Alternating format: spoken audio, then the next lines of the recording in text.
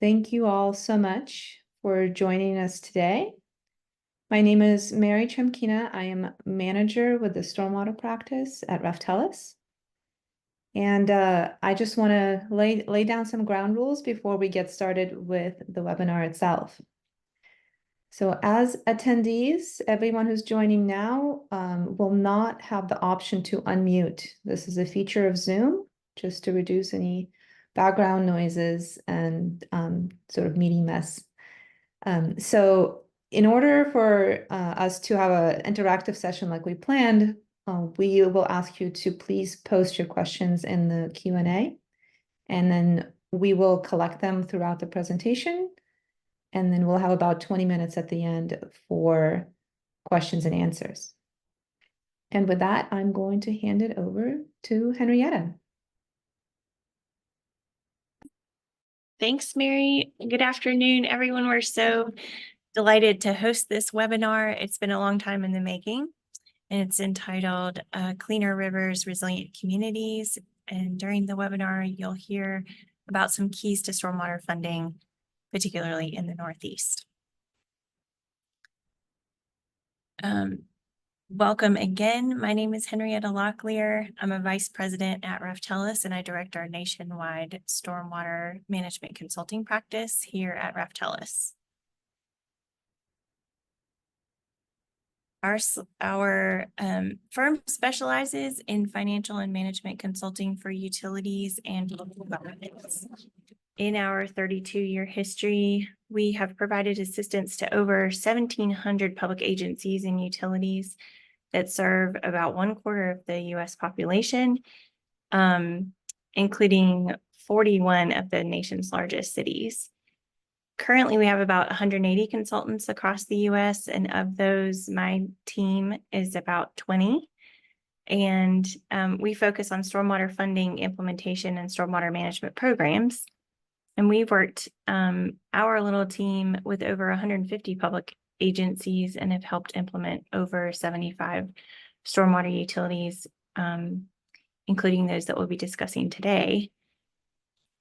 Next slide. We are very excited to introduce our partners for today's webinar, two Massachusetts municipalities and the Boston Water and Sewer Commission. The Town of Westford implemented its stormwater enterprise back in 2020 and now has the perspective of several years of experience post go live.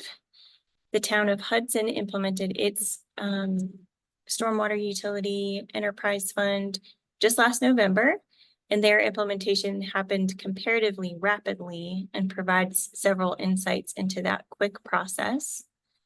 And then finally, the Boston Water and Sewer Commission's stormwater charge just went live on April 1st of this year. And the commission provides service to a larger and more urbanized area than our other two guests. And their utility journey was a bit more lengthy than Westford and Hudson's. And the staff from the commission is going to give some insights into their process as well. We'll also be led off by an attorney expert, and I'll go ahead and introduce him now. So on the next slide, I'm going to be introducing a number of wonderful speakers to you today. It's 2 slides worth, so hold on to your hats here. First is Jim Steinkrauss. He's a shareholder with Rath, Young, and Pignatelli PC, and he's a member of the firm's environmental practice group. He currently advises clients in the areas of environmental due diligence, NPDES permitting for wastewater, sanitary and stormwater systems, site remediation activities, shoreland protection, environmental litigation, land use, and related matters. He represents a water utility client in New Hampshire in administrative filings before the New Hampshire Public Utilities Commission, as well as New Hampshire and Massachusetts clients in administrative appeals before the Environmental Appeals Board. He currently advises clients on development and implementation of stormwater utilities. Next, we have Paul Starrett from the Town of Westford. Paul is a registered professional engineer in Massachusetts. He's been in municipal engineering for the past 20 years starting in when the EPA first released phase 2 of the NPDES National Pollution Discharge Elimination System. And he currently serves as the town engineer in Westford, where he's been for the past 18 years. He led the town's stormwater management master planning effort and subsequent creation of the stormwater utility, which has been in successful operation since 2020. Following Paul is Eric Ryder from the Town of Hudson. He has served as the Director of Public Works in the Town of Hudson, Massachusetts since 2016. His previous roles include the Superintendent of Streets for the city of Nashua, New Hampshire, and over 20 years as the Lowell Regional Water Utility, where he began his career as maintenance mechanic and finished as the Superintendent of Maintenance. He has also served on the planning board for his hometown of Tewksbury, Massachusetts. Next, now for our speakers from the Boston Water and Sewer Commission. Luciano Petruzziello is the Chief Financial Officer for the Commission and joined the Commission in May of 1994, first as the Debt and Investment Manager, and was later elevated to Director of Treasury Services. In March of 2023, Mr. Petruzziello left BWSC to serve as the Chief of Administration and Finance for the Suffolk County District Attorney's Office, a position he held until his return to BWSC in February 2021.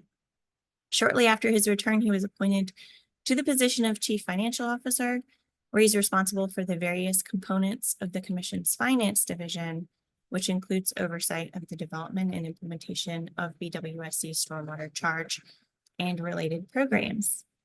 And last but not least, Anthony Deliacono is the Director of the Stormwater Program for BWSC. He has been with the Boston Water and Sewer Commission since 1997, and he's a lifelong Boston resident and lives in East Boston. Now I'm going to pass the mic on to Jim Steinkrauss, who will get us rolling. Thank you, Henrietta. So I'm going to, again, Jim Steinkrauss, shareholder with Rath Young Pignatelli, based out of New Hampshire and Boston. So I'm just going to give you a quick overview of stormwater utilities, and then we can dive into some of the legal considerations and potential challenges. So next slide, please. So just quick overview. Most of the stormwater utilities are based on impervious area, that being hardscape land uses such as pavement, roofs, sidewalks, parking lots that the rainwater or stormwater can't infiltrate into the ground, and that can carry pollutants such as pet waste, leaves, fertilizer, detergents, oils, and grease off those hard surfaces and then into the stormwater system, and eventually making their ways into the lakes and streams and waters of the U.S. So, and most of the stormwater utilities use impervious area to help calculate the utility fee, taking the average average essentially size of impervious area on those parcels and land uses, and then trying to derive their share of pollutant costs for a stormwater utility in the city or town. And then finally, credit. A credit would be a best management practice, green infrastructure, or low impact development that's implemented by the homeowner or property owner to offset the costs, because they're essentially capturing that rainwater and treating the pollutants on site before it reaches the municipal system. So here's a typical, ERU or stormwater fee calculation. An equivalent residential unit, or ERU, is based on typically a statistical area of impervious area for land use. So in this case, it's a single family residential parcel. In this example, across the city, the average small residential property, being 1 to 3 family, may have 2,000 square feet of impervious area. They would then pay a flat fee, 1 ERU, say for instance $7 per month in this situation, whereas non-small residential, meaning those properties larger than 1 to 3 families, or commercial, government, or nonprofit properties, would then be charged on a per ERU basis. So in that same scenario, if they had the equivalent of 20 ERUs, they'd be paying approximately $140 per month. So why have a stormwater utility? So The stormwater utility, as opposed to a general tax or a water and sewer fee, provides a separate, stable funding mechanism. It doesn't have to compete with those general tax funding priorities for many cities and towns, such as police, fire, or educational, as well as competing water and sewer infrastructure. There's increased costs for stormwater maintenance related to regulatory burdens through compliance with the MS4 permit requirements, as well as climate adaptation and other pressures from regulators. The stormwater fees are typically more fair and equitable based on those stormwater services, because there are many cities and towns where the customers are charged on a water and sewer fee-based consumption rate. However, they may not be capturing every customer that's discharging, or property that's discharging pollutants into the stormwater system. So in many cases, you can capture additional customers on stormwater only based accounts that are also contributing to the system but not paying their fair share. And finally, the credits program not only provides the incentive for customers to invest in BMPs, green infrastructure, and low impact development to reduce their stormwater fee. However, by capturing and treating that rainwater or stormwater on site, they're also reducing the potential investment that the cities or towns may have to make to comply with their MS4 requirements. Some of the stormwater utilities that have been implemented across the Northeast, again, Maine, Vermont, Massachusetts, quite a few, one in Connecticut, have been implemented. There's been some previous attempts, but none successful. And in New Hampshire, they instituted a law back in 2007 that authorized, or 2006, excuse me, that authorized implementation of a stormwater fee. However, they've had a number of starts and stops in Manchester, Nashua, Dover, and Portsmouth. And I know there's some ongoing efforts to implement those fees or consider those fees now. And again, just highlighting, Boston Water Sewer Commission was effective on April 1st, 2024. This is just showing a sort of across the United States. As of 2021, there are over 1,800 stormwater utilities implemented across the country, utilizing these various opportunities to establish separate dedicated stormwater funding mechanisms. So legal challenges. A 2021 study from Black & Veatch surveying 73 utilities. Of those 73 utilities, 21% reported legal challenges. And those typical legal challenges were regarding the authority to enact the actual stormwater utility, considerations of a fee versus a tax, the dreaded rain tax, whether the fees are connected to a direct purpose, and the methodology for establishing those fees, and whether or not there is a fair approximation to the cost and the benefit. So here's a couple cases just for your reference. The Northeast Ohio Regional Water District, or NEORD, is a large multi-city or town entity that serves a metropolitan area. And the challenge was to the Ohio Supreme Court, essentially challenging whether or not the enabling legislation for NEORD authorized implementation of a stormwater utility, and ultimately finding that it did authorize that. And I think that it has 43 separate communities that they're implementing a stormwater utility against. For City of Lewiston versus Gladdow, I'll talk briefly again later on, but that's essentially a discussion of the fee versus tax analysis for stormwater utilities. And the U.S. versus Cities of Renton, Vancouver, and Washington State was a challenge by the federal government as the authorization to impose a stormwater utility against federal property, and whether that was there was an immunity. So I'll discuss that a little further. So the underlying authority, I think this is where, if you're thinking of establishing a stormwater utility, this is where you want to do a little bit of analysis up front and perhaps save you some challenges later on. Massachusetts, is Mass General Laws, Chapter 83, Section 16, authorizes cities and towns to implement a stormwater utility. New Hampshire, RSA 149 I-6, which I'll get into in a second. Rhode Island has the Stormwater Management Utility District Act. That's actually Vermont's 10 VSA 10-264. Apologize for the typo there. And then Maine and Connecticut. And the interesting part about Connecticut is the July 1st, 2021 legislation amended Section 22A 498 that initially they only authorized one pilot in the city. I think it's New London. So now cities across the state can implement stormwater utilities under that amendment as of July 2021. So again, just referencing the New York case where there was a challenge based on the enabling legislation for that utility. Mass General Laws 8316 is sort of a more broad authorization. RSA 149I6 has specific language that any stormwater utility must treat government entities and nonprofits the same as a private or public, other public or private entities. And then just citing the B2C enabling legislation, Chapter 436 of Acts 1977. I was previously an employee there, an in-house counsel, and they have specific language that authorizes the imposition of fees against public, private, and federal and state entities for water and sewer and stormwater. So the fee versus the tax. So first is whether the assessment raises revenue. Does it just raise revenue? Or is it for a regulatory purpose and reimbursing the city or town for a service that's provided? That's the first. And this is under the City of Lewiston versus Gladau methodology. There's a similar three-part test under Everson College in Boston versus Boston. Where there's a direct relationship between the fee and the benefit conferred. So this is important because impervious area is widely accepted and recommended method for calculating the fees.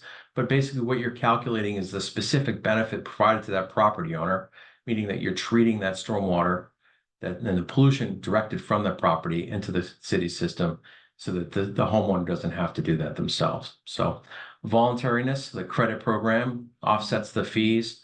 And the big challenge in the City of Lewiston versus Gladau was that the customer felt that they could not fully offset the fee because the cost to implement that credit was so high that it effectively made it not voluntary. And the Maine Supreme Court ruled otherwise. So regardless of the cost to implement, there was a voluntariness. The credit made it voluntary and the ability to offset those fees. So, and then finally, the fair approximation of cost and benefit. And again, that goes towards the specific versus general benefit, whether it's a specific benefit conferred to the property owner, reimbursing the city for that service that's provided versus a sort of more general public benefit. The cases I've already talked generally, but the Norfolk Southern Railway Company versus City of Roanoke was a challenge to a stormwater utility by railroad. Railroads are exempt under Railroad Revitalization and Regulatory Reform Act from discriminatory taxation. However, the court in that case found that the stormwater charges were not taxes, but were fees, and therefore the railroad was subject to the stormwater utility. So federal and state properties can also, present a bit of a challenge, and that's when it may take some time, maybe worth it, your effort to take some time to, if you're crafting enabling legislation for enterprise fund, to make sure that there's specific authorization to charge against the state and federal entities. So sovereign immunity, state and federal agencies have sovereign immunity, make sure that they're not being interfered with, they're conducting their essential public functions. In other words, does the stormwater fee in some way interfere with their ability to enact, whether it's a highway department, whether or not you're interfering with their ability to either raise funds, or the funds are so high that they're interfering with their ability to fund their essential snow plowing or maintenance or pavement activities. Tax exemption, you also find the argument that it's a tax and therefore the state or federal agency is exempt from that.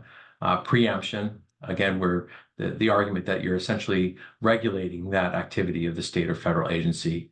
And obviously and preemption meaning that the state or federal agency, the statutory right overrules any local ordinance that interferes with their actions. That can be countered with clear statutory language, such as in the U.S. versus City of Renton, the 2011 Clean Water Act amendment actually authorized imposition of stormwater utilities against any federal property after the 2011 amendment in the Clean Water Act was issued. So therefore, removing that challenge for sovereign immunity from the federal government. And like I mentioned before, New Hampshire statute specifically treats government entities as subject to the stormwater utilities, and then the enabling funding legislation such as the Water and Sewer Commission, which provides specific language to make federal and state customers subject to it. And one case to highlight is the Borough of Westchester versus the Pennsylvania State System of Higher Education. The local college was subject to a Borough of Westchester's stormwater utility. They challenged that fee on the basis that it was a tax and that there, as a state entity, they're tax exempt. And the underlying court found that this fee was, in fact, not conferring a special benefit to the property owner of the college, but found that it was a more general benefit for the city or town. That case is currently pending on appeal before the Pennsylvania Supreme Court.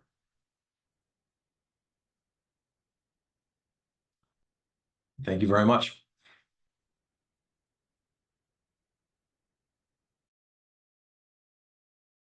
So I'll jump in for the Town of Westford, and we want to advance to the slide here. I'd like to start out on a positive note and remind everybody that stormwater is free, and it's free for everyone. We don't charge for it. The rain and snow is common to everybody, and that'll be an important factor in your public messaging later on, because you want to remind people that what we're doing is we're protecting a natural resource. This is what the EPA was doing with the National Pollution Discharge Elimination System, and which came down to us through the MS4 permit. And I began to advise town management back in 2014, 2015, that a new permit was being issued here in Massachusetts, and it was gonna be radically different than the first permit, and it was going to require a lot more resources from the town, and that we were going to need more revenue. And so they authorized me to do a comprehensive stormwater management master plan. And that's something you want to underscore in your notes as an important task, because we have an educated electorate here in Westford, and we get a lot of good questions, a lot of reasonable questions. And so we needed to be well informed. So we looked at our stormwater management system from top to bottom. We started counting bricks and pipes and allocation of resources, tracking hours that were being spent by various personnel, and the direct cost, indirect costs. We evaluated both desktop and in the field the state of our stormwater management system, and we found it lacking. And so I was able to take this stormwater management master plan that we prepared to the town officials, and once I started to indicate that the data was pushing us in the direction of a utility, that we could not sustain this any longer under our current operating budget, which we were able to do for the first permit, but the second issue is the permit was going to be way too much more money. The first comments we started to get, and you will hear this too, is that this is just a rain tax. But because we did that master plan, I was able to demonstrate that in fact, by establishing a utility, we'd be eliminating a rain tax. The rain tax was already in place. We would just wait until a component of our drain system failed so miserably that we had to go raid the capital account, which are our tax dollars, and that's how we were repairing and maintaining our storm drain system all over town by hitting those taxes. So the fee began to make a lot more sense. And that was the political question. And in this process, we knew that we needed to gain political momentum within the town if this was going to go forward. And that was just a process of education. It was shopping our master plan around and letting everybody know the information we had and sharing that. And in that process of doing that, we began to expose those people who were friendly to the idea and those who were opposed. The friends we enlisted to support us, and those that were against it, we just redoubled our efforts to educate them and help them understand that in order to protect these natural resources, somewhere between that clean glass of water that you drink is a big pile of money. And it was being generated by demands put on the town by the EPA and the Department of Environmental Protection here in the state. So as we began to turn over some of those foes, we developed more support and got more momentum. We got the politicians behind us. At that point, it was time to identify that person or those people who were going to help us win the discussion at town meeting, or in some of your cases before your city council. It's that person who we knew could go into the mayor's office and convince them what needed to be done, or in our case, go before the select board and help them understand. In our case, that champion turned out to be one of the select board members, went out and made a video on local cable TV, did a lot of public education, helped people to understand the importance of having a utility to be sustainable. And that bit of a blow to an ego for some of the engineers listening in. You'd be surprised when you're asking people to part with a chunk of their money, how little they care about the Bernoulli's equation or other engineering principles. They need a champion who's going to be able to convince them. So you need to identify who that person is in your community. They're out there right now, and you want to enlist their help. You're not asking them to do a lot of heavy lifting. That's your responsibility. Your team should be getting all the data together and all the information together, but you will still need that person to carry the torch. So here in Westford, we wanted to distribute the rain and snow evenly. And well, what do I mean by that? Because that already happens automatically. And the use of heavy equipment that I'm referring to are consultants. So we have specific equipment in engineering. We have some equipment we use to dig small holes, and some equipment we use to dig big holes, and other equipment that we use to haul material. But in this case, we needed consultants who had specialized abilities to put all of the math and information together, to do an analysis, to understand what's happening in your jurisdiction and outside of your jurisdiction, so all that knowledge can come together. And that's where we came up with our plan for distributing with impervious surfaces and creating a curve of impervious surfaces based on housing units here in town and commercial properties, so we could transfer that information. Just an invaluable resource. Could you do it on your own?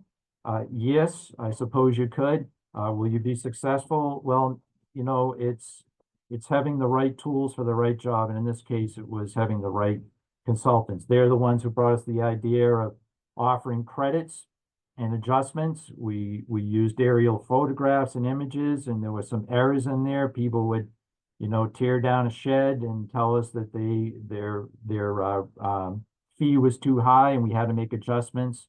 Or we allowed for commercial businesses in particular, if they were to install various mass stormwater compliant infrastructure, they could get credits for that. We provided the same option for homeowners, a little bit more of a burden to demonstrate that we didn't want homeowners calling us and saying, yeah, I dug a dry well in my backyard, you should cut my fee in half. So we established standards by which they could achieve a credit or an adjustment. And then finally, we paid close attention in the last 4 years to the aftercare we provided to all those people that are now pay a fee. In particular, the nonprofits.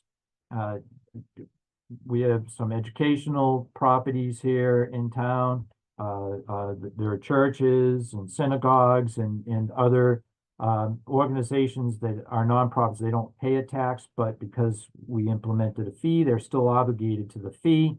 And so they just needed a little bit of advance warning. So we worked closely with them, did a lot of hand-holding in that community to help them prepare. We prevailed with our select board here in Westford to give a 1-year hiatus to the nonprofits so they could adjust their budgets. They just moved slower. And so we were able to accommodate those needs. And then finally, when we started to collect all this money, we had the opportunity to do projects and help people see and understand and appreciate what that fee was now being spent for, to help protect that natural resource in the rain and melting snow all over town. And we've had great success with that. And I look forward to the questions that will follow the presentations.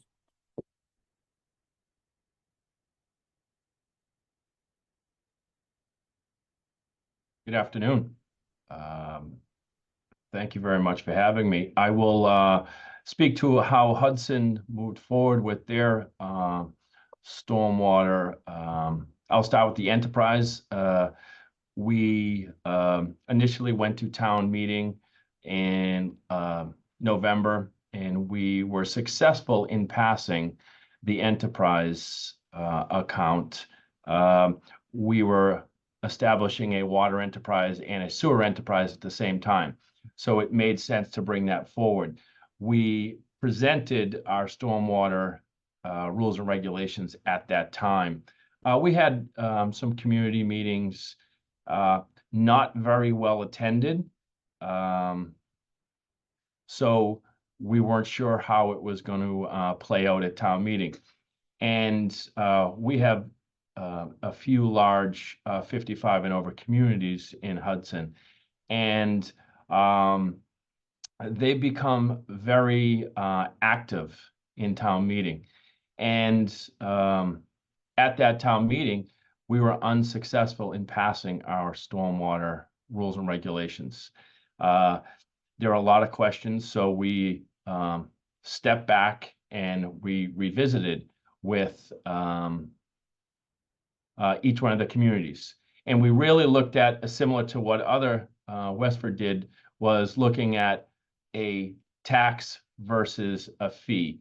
And when we were looking, presented the value that those individual communities would be paying versus a fee, it made the most sense to them to work within the fee. But also, one interesting component was that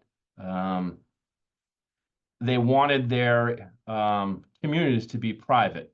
And when we presented that all of their private roadways were going to become part of their assessment, their fee, there was some opposition. I will say there was a little bit of opposition, but we worked with them on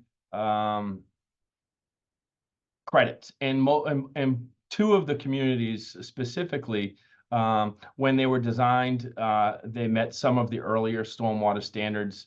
And so we worked with our consultants, and we worked with both of the communities to come up with a credit process on how each one of those groups or communities would be successful in gaining a credit on their stormwater fees.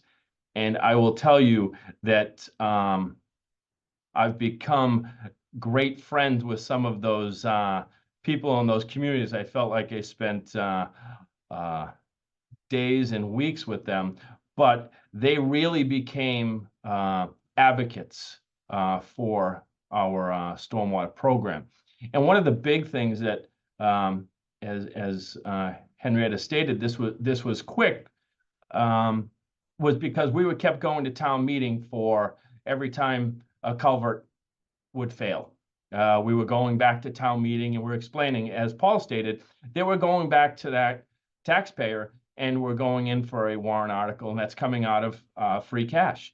And we had 3 major culverts fail in less than 6 months. And the residents were understanding that that was ultimately coming from their tax dollars anyways. And we also, part of our education, we expressed to the community that we have about $80 million in assets. That being catch basins, culverts, storm pipes, and so forth. So they were able to get an understanding of the amount of money that we needed to maintain our infrastructure, but also to meet our MS4 permit and all of the required testing and all the regulatory compliances that went along with that. So we created a budget, and we presented that we'll have a fixed fee for the first 3 years, which was a big seller with the community. We brought on board a stormwater manager that works under Public Works, and she's really taken the program and moved it to the next level. And what I will tell you is we've just finished our third billing cycle, and we are at about 92% success rate. And when I say success rate, about 92% of what we're billing, we're receiving back in revenue. So we anticipated about an 8 to 10%. Ultimately, we will get that back when the property is either liened or when the property is sold. So, you know, to kind of wrap things up, I think working with the community stakeholders, as Paul stated, have the advocates. Our select board was very supportive of this, understanding the cost to repair our infrastructure and also meet our permitting guidelines. And we've been very successful so far, and we're looking forward to continuing to meet our goals and repair our infrastructure as we move forward. But again, thank you very much, and I look forward to any questions.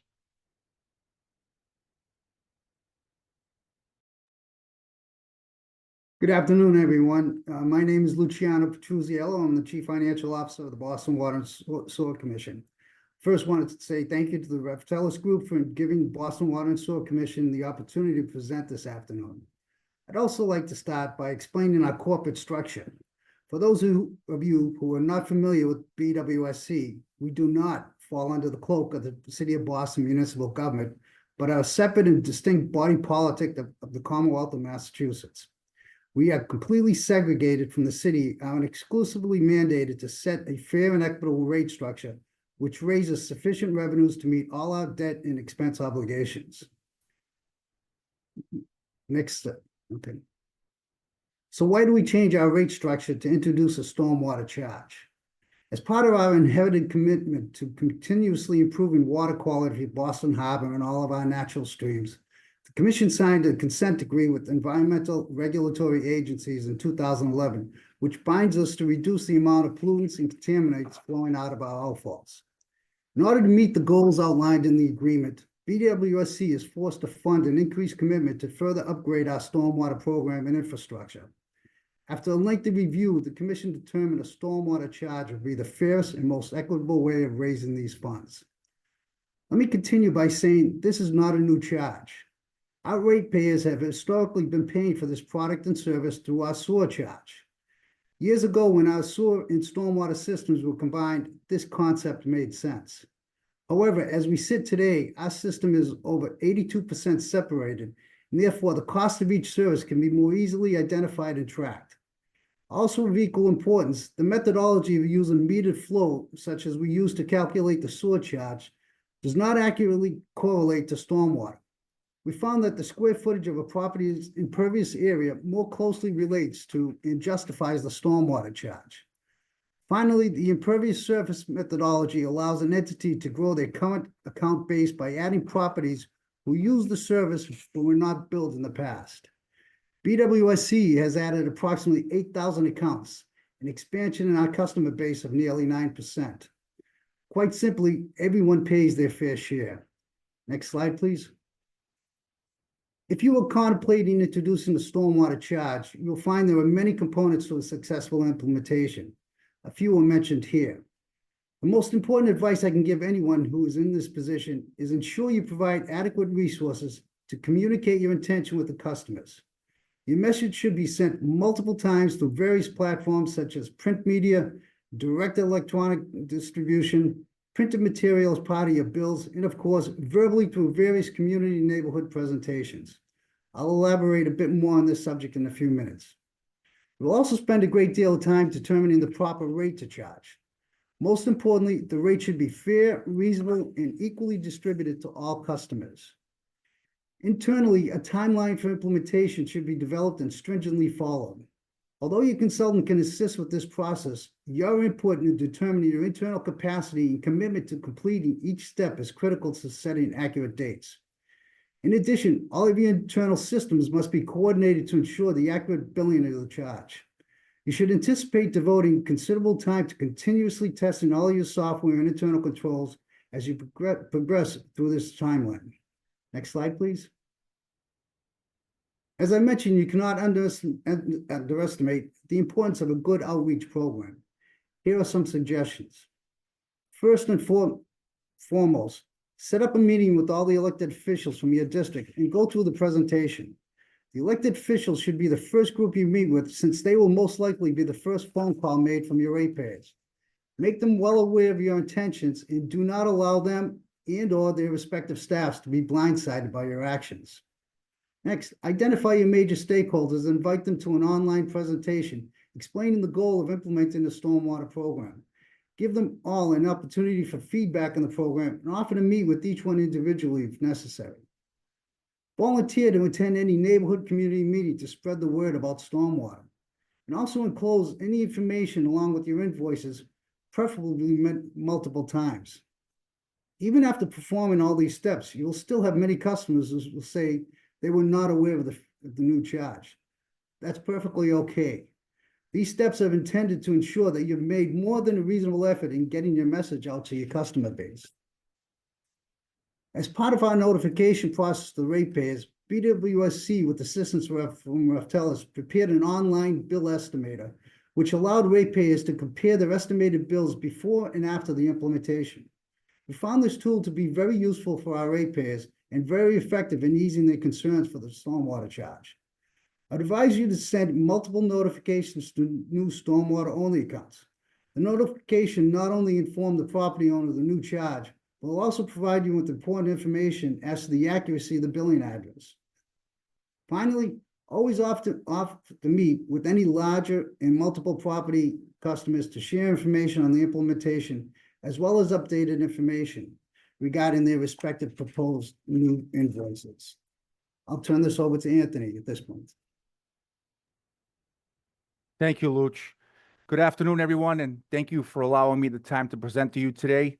I want to discuss the rate structure and billing for the Boston Water and Sewer Commission. We used the parcel data that came from the City of Boston Assessing to determine the classification of parcels across the City of Boston. We've classified them as two different sets, one being SRPs, or small residential properties, and the other class being NSRPs, or non-small residential properties. To elaborate a little, SRPs include all 1 to 6 families across the City of Boston. Anything that's greater than 6 families is considered an NSRP. And then the billing is determined a little differently for each class. All SRPs are billed 1 ERU. An ERU is short initials for equivalent residential unit, as stated earlier. An ERU is equal to 2,164 square feet of impervious area, and the rate per ERU is $8.98. All NSRPs get billed based on the impervious area of the parcel and in increments of ERUs. Next slide, please. The changes that have occurred within billing include a line item for stormwater. So now customers receive a bill that says water, sewer, and stormwater. Stormwater is billed based on the services that will be provided or are ongoing. As Luch has stated, the stormwater billing has created stormwater-only parcels across the city of Boston. These are vacant lots in some instances. Billing all parcels, we bill all parcels with impervious area, including the city and tax exempt parcels. Next slide, please.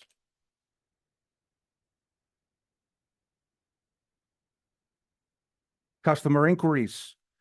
I am here today speaking to you, but I'm one of a team here at Boston Water and Sewer that consists of myself and 3 other commission employees that handle the inquiries that come here at Boston Water and Sewer. In addition, some inquiries may go to other departments such as account services, as well as communications. And we've answered all these inquiries accordingly. We've also prepared prior to go live, as Luch has said, to have stakeholder sessions. We've also joined communications in the different community meetings that go on across the city of Boston. We've gone on, whether it be a Zoom, to talk about stormwater program. We've also created a stormwater email that any customer can email, stormwaterinfo@bwsc.org. We wanted to be able to communicate and be as transparent as possible to our customers that have inquired about the stormwater charge. And these customers vary. They could be a simple homeowner. They could be tax exempt property owners. Funeral homes have had some inquiries. Customers that own cemeteries have owned inquiries. Many customers that have never received the bill for water and sewer and now getting billed for stormwater only have called and asked about the stormwater charge. We stress the various things that you've seen in this presentation is everyone's getting billed to make it fair and equitable. What the bill amount should be based on the impervious surface of the non-small residential properties, and to communicate to SRPs they are paying 1 EIU. We've also, with the help of Rob Tellis, have the estimator that can help assist the customer in researching their property to see exactly what the impervious surface is of that parcel. Next slide, please.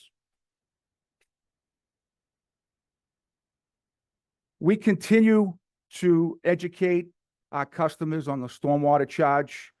We've updated our website at bwsc.org to provide a lot of the materials that's related to the stormwater program.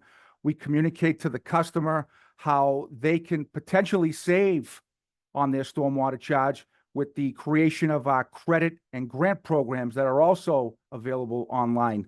Our credit program could offer a 30% discount on the stormwater charge.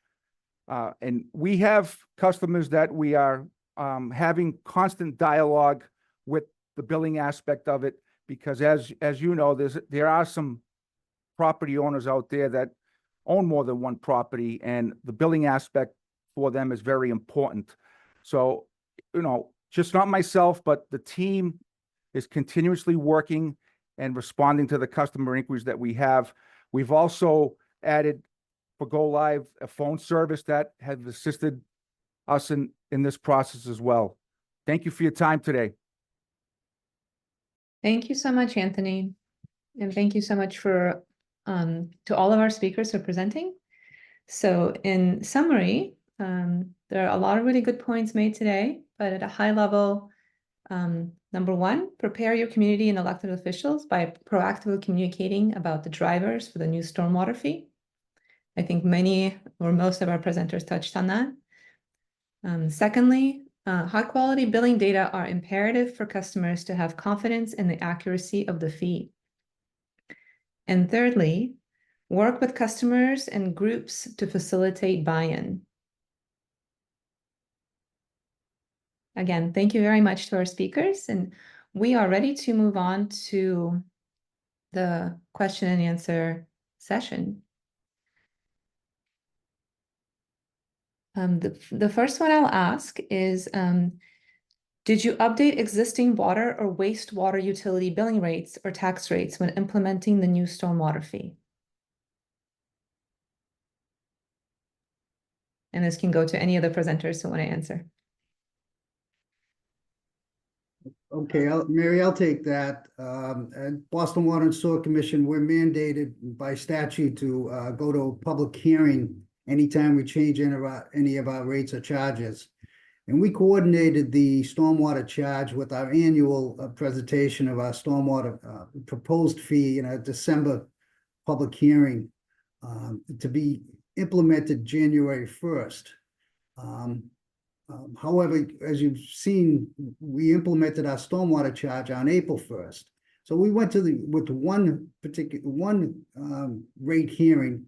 We asked for the public and the commissioners, Board of Commissioners, to adopt a rate structure effective January 1st, and then a second rate structure on April 1st. And it was important that we realized no additional revenue with the implementation of the stormwater charge. We are mandated to cover only our cost and our revenues.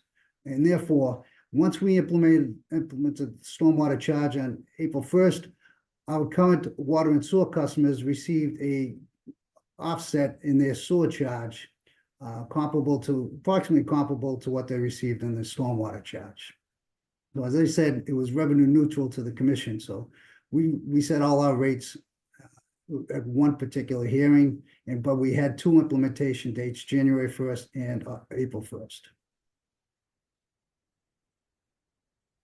Thank you so much, Luch. So here in Westford, during our public outreach, one of the common comments we were getting is that, oh, this is just the government getting their hands in our pocketbooks, and once you establish this, it's just going to keep going up and up and up and up.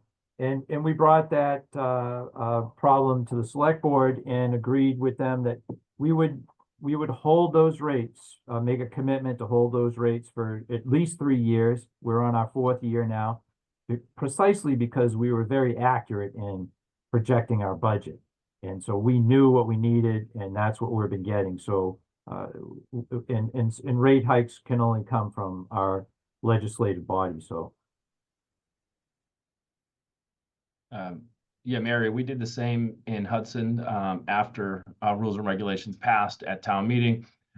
We did have our legislative body, select board, vote in our stormwater rates. And again, we agreed to maintain the same rate for 3 years. And it really will depend on, we're in the process of doing a assessment on our culverts currently. And that will probably be the biggest driver of our rates. From a standpoint of compliance, we know what that cost is, but really the biggest unknown is culvert repair. We're in the process. We had one fail last year, a 48-inch, roughly 25 feet in length, and we're looking just about $1 million. So we have 107, 4 have been replaced. So as I tell residents, if you put that into perspective, all similar years, 1950 to 1965, they are all in that vintage. So corrugated steel or various stone culverts. So that is going to be, infrastructure is going to be the driver of our rates moving forward. Thank you. Thank you so much, everybody. The next question is for BWSC panelists. So does BWSC assess a stormwater fee to city-owned parking lots or garages that are unimproved by any buildings? It's very specific. I think one of the selling points, one of the major selling points we had with all our customers and being able to get this through is that we set the parameters for the charges, and we were fair and equitable to everybody. So our minimum standards are, if you have a minimum of 400 square feet of impervious surface on a parcel, you will be charged for a stormwater fee. That's true of any ratepayer or any property in the city of Boston, whether it's public, nonprofit, private, et cetera, commercial, industrial, any type. So once we meet the minimum standards, 400 square feet, you will be charged a stormwater charge based on the number of VRUs you have if you're a non-small residential property. So yes, we are charging any city or any other government entity who owns property, who has impervious surface on their property. Great, thanks so much, Luch. Next question. This is again to all panelists. So can the panelists speak to whether they had to get legislation passed to do stormwater fees, and whether they did or not? What was the opposition they faced? From which parties exactly, and what was the messaging and or framing?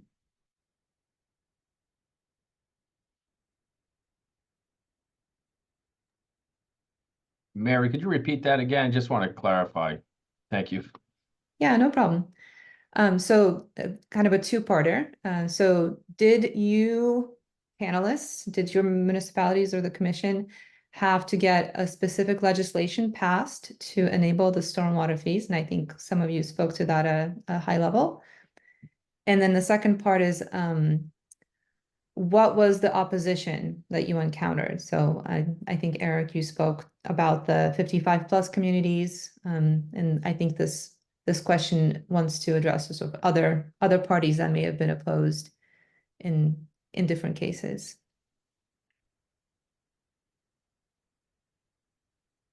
And I can speak to the other parties as well.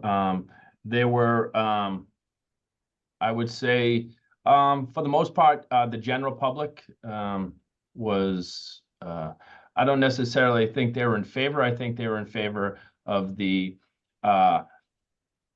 fee versus the tax, you know, because when we did the analysis that they would be paying a higher tax. And one of the big things with the fee versus the tax is once the enterprise account is created, understanding that funding stays within that enterprise account. It cannot be used when, you know, there's a budget shortfall on the school side, or you need a new fire truck. And as we all know in municipal government, when there's a tax increase, depending upon the administration, depending upon the board or the commission at time, where that money goes. So if you have a supportive board that's behind Public Works, and there's a tax increase of, say, $1 million, it will stay within Public Works for those stormwater or infrastructure improvements. But when you run into the leaner times, as we're in right now, that's when you start to lose your funding on the Public Works side, and it goes to those other areas within a municipality: schools, police, fire, other things. In Westford, when we first brought this to our town meeting, our legislative body, we only brought an enterprise fund. We asked them, after all our public education, we asked them to set up the enterprise fund, and they said no. They wanted to know the budget. They wanted to know, you know, line items. They wanted to see that we had thought that through. And so when we went back to our second town meeting, the next town meeting, we brought that budget, and that helped clear up any opposition or confusion about what was going to happen. And as my colleague in Hudson explained, in the enterprise fund, that's approved every year by town meeting. They get a shot at that, and if we're not doing our job or we're not doing it well, they can vote it down. I will say that one of the surprises in the whole process was the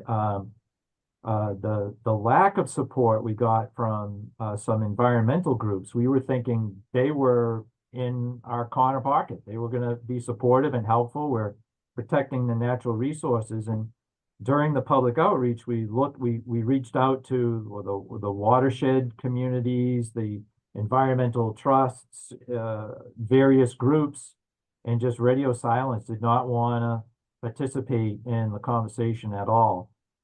Which was a surprise, but you know, we still managed to get it done. but they wanted details. And we brought them the details because we did that master plan. And that gave us all the information we needed. Mary, from the standpoint of BWSC, the answer to the first part of your question, I think I've already mentioned, we're required to have a public hearing anytime we change any of the rates, which we typically do once a year. And then the results, all our rates have to be ratified and approved by the board, 3-member board of commissioners here at Boston Water and Sewer Commission. On the second part of that, the opposition. We have been meaning to implement a stormwater charge for several years, and we were supposed to go in 2019, and then COVID hit. We didn't think it was the appropriate time to present that charge at that time. So we resurrected the project back in 2021, and we implemented it in 2024. I think a couple of things that I would say really minimize the opposition is, number one, as I mentioned earlier, we're fair and equitable to everybody. We set the rates, we set the parameters, everybody had to live by those parameters. We are required by statute to be fair and equitable to everybody. So although we received several requests from properties such as nonprofits, churches, and so forth, what can you do for it? We basically told them, there's nothing we can do. We have to be fair and equitable to all our customers as required by statute. And they sort of, I hate to say this, but they sort of turned on each other. And they said, well, are you charging the church across the street, or are you charging that particular congregation? And we said, if they have impervious surface and they meet these parameters, they will be charged appropriately. And that minimized the amount of opposition that we received. Great, thank you so much for those detailed answers. The next question, I believe, is for Jim, as it's very legally oriented. So Jim, do you anticipate that the lawsuit in Westchester, the Pennsylvania case I think that you mentioned, will precipitate similar suits in other states? And what particular issues will influence how other states will rule on future cases? Right, and it's funny, right after that initial ruling, I got a call from a client saying, how does this affect us? And I think it depends on the state-by-state analysis and whether there's statutory authorization. And again, that goes to the factors about the enabling legislation for enterprise funds. And then it also goes to that 4-part test that I talked about from the Lewiston versus Gladwell case. And basically the analysis of whether or not it's a fee or a tax. And in that Pennsylvania case, and there's quite an active amount of amicus briefs challenging that in support of that appeal. But I think it will likely inspire some additional challenges if the Supreme Court comes down against the town in favor of the college. But I think those factors, looking at whether it's voluntary, whether it's directed to a service, a specific service, that's a fair approximation of the benefits provided to that property owner versus a general benefit. And what are the methodologies that are being used to do that, and whether or not you're reimbursing the town for the service for that regulatory purpose. So those are sort of the factors that I think will influence how other states are going to rule.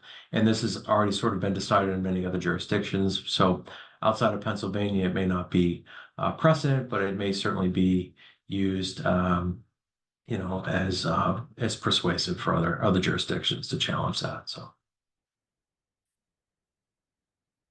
great, thanks so much, Jim.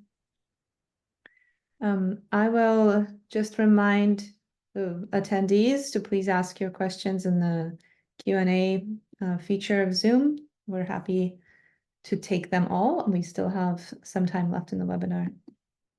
So the next question is, this is for all panelists.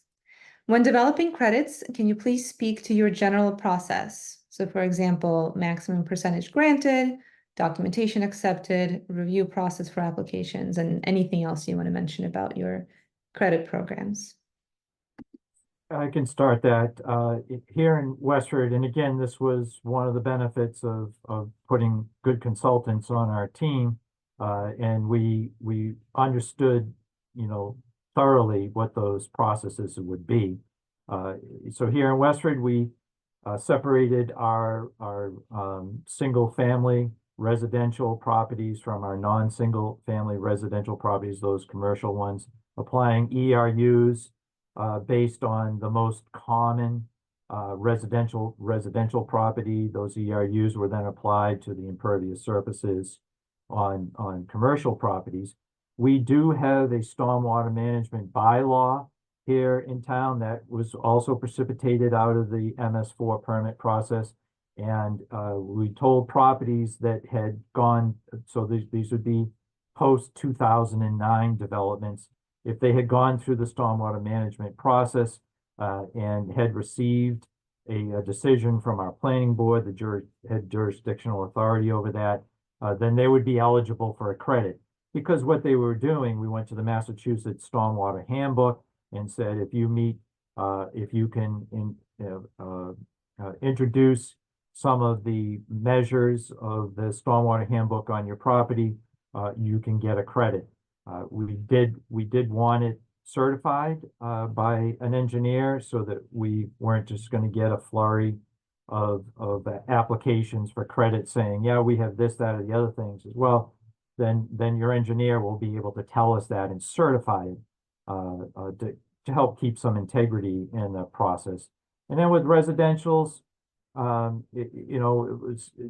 was a little more difficult to impose on them that standard, but so we backed off a little bit there and allowed them to submit evidence that they had installed a rain garden or but we eliminated some of the low-hanging fruit right away because again, and we have to keep remembering this, we know how much money we need to be in compliance with MS4 and to protect our natural resources. And that number doesn't change no matter how many people get credits or how many people get adjustments, or we still need that same amount of money. So we were careful not to allow too many people escape from the fee or find a way out of the fee, because that just meant now we've got to cast the burden on everybody else. This the main reason we didn't go with a tax, is that all of the school properties, all the town properties, all of the nonprofits, they wouldn't be paying anything, and the burden would shift to all the other properties. So that's how credits and made it all available in writing on our website. Easy to follow online instructions and online applications to apply for adjustments and for credits. Try to make it simple in that way. And interestingly, our consultant at Raftellus, in fact, they told us how many people to anticipate would contact us for a credit or an adjustment after the fact. And they were on it by within 4 or 5 residents. It was amazing. We knew, and they told us how much the second year there would be and how many the third year there would be. That's the benefit of having so much experience and knowledge from across the country. They're dead on. So we knew how much time we were going to have to dedicate to answering all these credit and adjustment questions each year. And that worked out very well for us. This is Anthony from Boston Water and Sewer. The credit program here at Boston Water and Sewer was developed. We organized a committee internally, and that committee had employees from various departments. We had a lot of employees from engineering. Obviously, they're well-versed in BMPs and green infrastructure, so we included them in our development of the program. We've added everything online for our customers to view and look at the credit program, as well as the application. The application is through DocuSign. Everyone fills it out online through DocuSign, and we get it in a setup. We set up a specific email for credits and grants. So when a customer does fill out these applications, they go right to those inboxes. Myself and the stormwater team can see when these submissions come in, and we either approve or deny them. The team takes a look at all the submissions. The grant program is a little different. We have a grant approval committee that meets bi-monthly to look at all the submissions for grants from our customers, and we approve or deny them based on what's being submitted. And in some cases, we may need to contact the customer and request more information. The application is pretty straightforward. There's a couple of requirements that we need from the customer. Obviously, site plan information is very important, especially with developments within the last 5 years, because we award credits based on a 5-year period. And a lot of developments within the city of Boston today have to implement stormwater systems as part of their development. So they're eligible for that 30% credit discount, as I had stated earlier. All BMPs are eligible for 30%. We didn't distinguish allowing a different percentage for different BMPs. We just wanted to straight line it for the period, just to make it a lot easier. Obviously, if we need to address anything within the program, we will as well, seeing that we've gone live in April.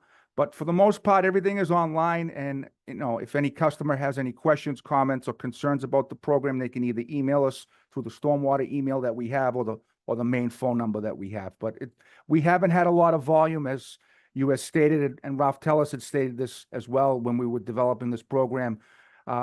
We've seen a lot of customers try to get credits for something that they really aren't eligible for, but we've communicated that to them as well. We've been very transparent and upfront with them as well. So thank you.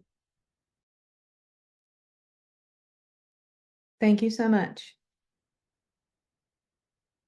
All right, our next question is a little bit more high level.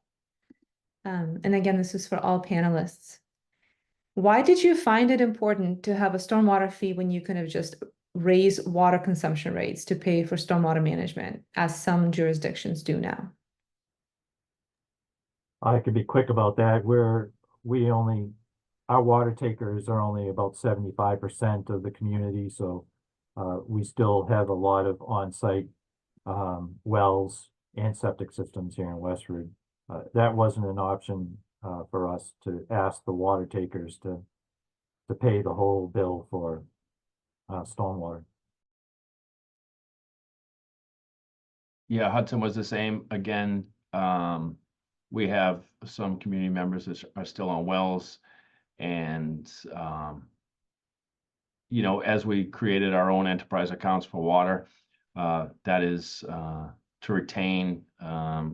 We had some issues with PFAS, so we were already experiencing rate increases for infrastructure improvements there, and we didn't feel it was appropriate to continue to piggyback on the water rates, nor are all of our community members are on sewer as well. So we found it was most equitable is charge each individual property that was affected with stormwater. Yes, Mary, in our case, Boston Water and Sewer Commission, as I mentioned in my presentation, we identified almost 8,000 accounts that are using our services, but don't pay a dime because they don't have a water meter. And so we brought those 8,000 properties online and incorporated into this. And again, and I hate to keep using the term fair and equitable, but it's the best way of presenting it. It's fair and equitable to all property owners within the city of Boston. Thank you so much. I think those are excellent points about expanding the rate base and equity. All right, now our next question has to do with grant funding. So was grant funding incorporated in revenues and fee development? And if so, what percentage of stormwater costs were covered by grants?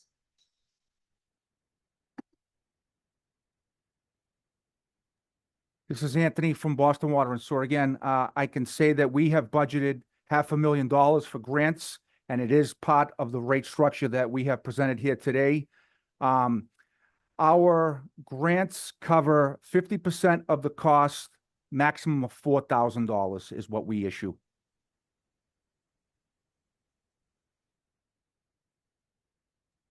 Thank you. That grant covers the installation of BMPs on customer properties, Anthony? Yeah, it can. We've had quite a few requests for grants. They need to support what they're submitting as well. You know, we want to see that they want to have the opportunity to do the work. It's on a pre-approval basis as well. We pre-approve our grants, so the customer will submit what they're going to do for the work. We approve it, then they can go out and do the work and then submit receipts for reimbursement up to 50% of the cost, of maximum $4,000. Let me just clarify that, it can go to the introduction of a BMP on a property, but the BMP does not meet the minimum standards to qualify for a credit. It's very specific that our grant program cannot be used to pay for a BMP, which would be receiving a credit. But we found that there are property owners out there who do want to work with us in minimizing the amount of stormwater that runs off their properties. So they're classified as BMPs, however, they don't meet the minimum standards by the Massachusetts Regulatory Handbook, which requires us, I believe you have to hold with the first inch of rainfall. So we've had other applications, and Anthony, you can correct me if I'm wrong, for things like rain gardens, a few other BMPs, both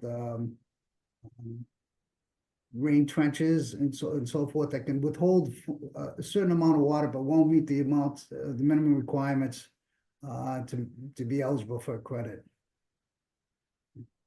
And Luch and Anthony, just to clarify, the person who asked the question was also wondering about grants from other agencies. So not just the grants that you guys are giving out to customers, but also how are revenues coming in from grants to BWSC were incorporated into the rate making process.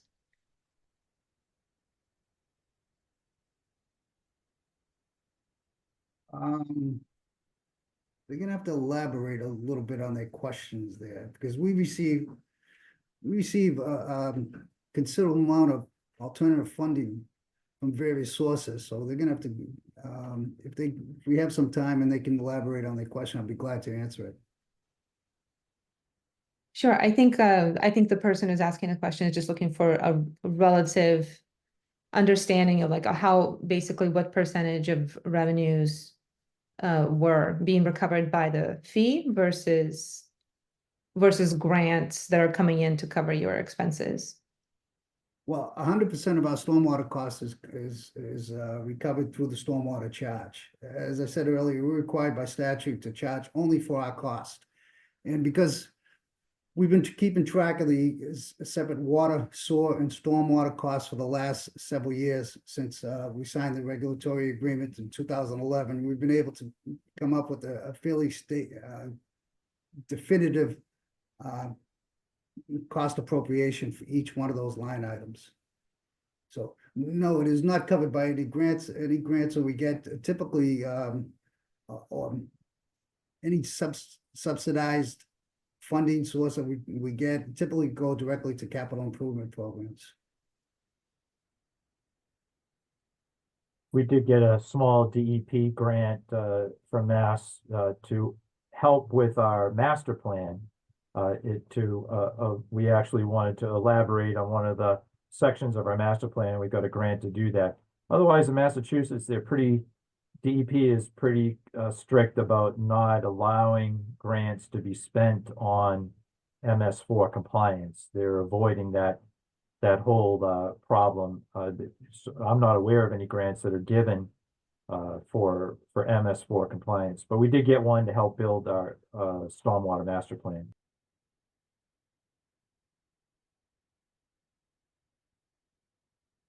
Great. Eric, I don't know if you had anything to add to that question.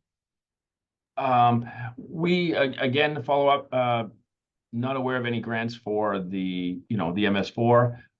There are grants out there for culvert, but I've found personally, what we have for culverts, type of culverts we have, they don't necessarily meet the requirements for the current stormwater, the culvert standards. More of an open bottom versus what we have around town are standard corrugated steel or stone or concrete 36, 24, 18-inch culverts around town, where some of the larger culverts fall under either a small bridge or culvert grant programs. But they are out there for it just meeting the specific need.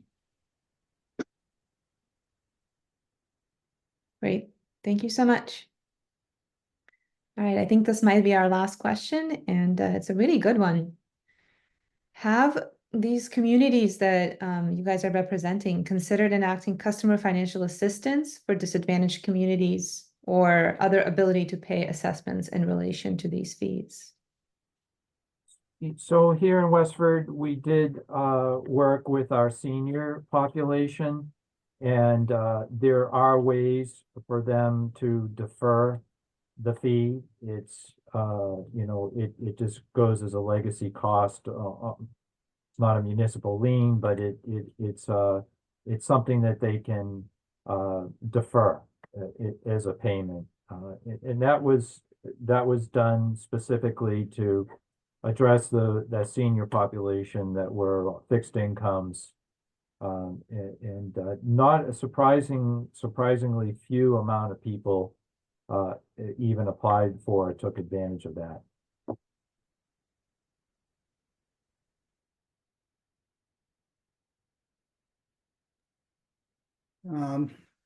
Mary, Boston Water and Sewer Commission, as I've said before, we're required to be fair and equitable to all property owners. And keep in mind, by property owners, we're not speaking of tenants. We're talking to, we deal exclusively with property owners, landlords, and there's no guarantee they will pass along any type of benefits to their tenants. We, similar to what Paul mentioned, we do offer a senior and disabled discount of 30% on their rates right across the board, water and sewer, and it was extended to cover the stormwater charge also. And that's specifically mentioned in our enabling legislation, that we can offer that particular discount to those individuals that qualify for it.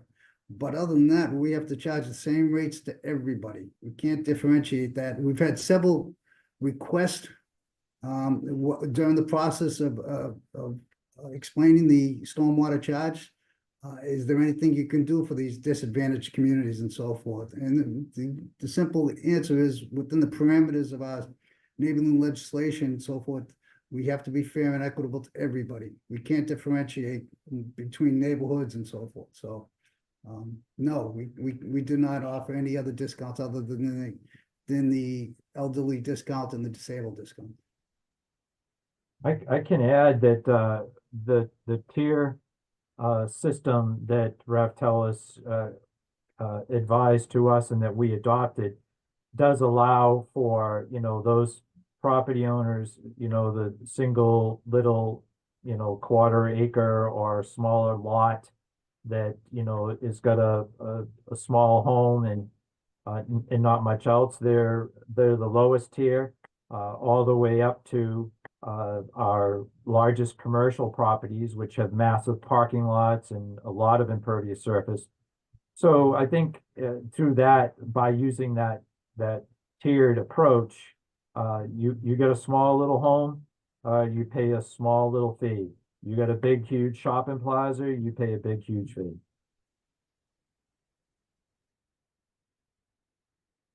Great. Thank you so much. All righty, we're getting close to the end of the webinar, so I'm going to hand it back to Henrietta to close us out.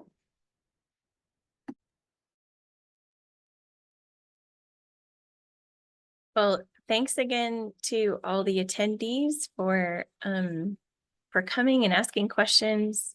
We are glad to have you, and many, many thanks to our speakers today. You can see their contact information here.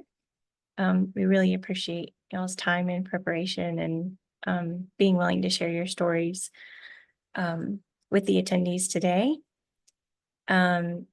After this webinar, we'll be sending out a link to a recording of the webinar so that you can listen to your heart's content or share it with your colleagues.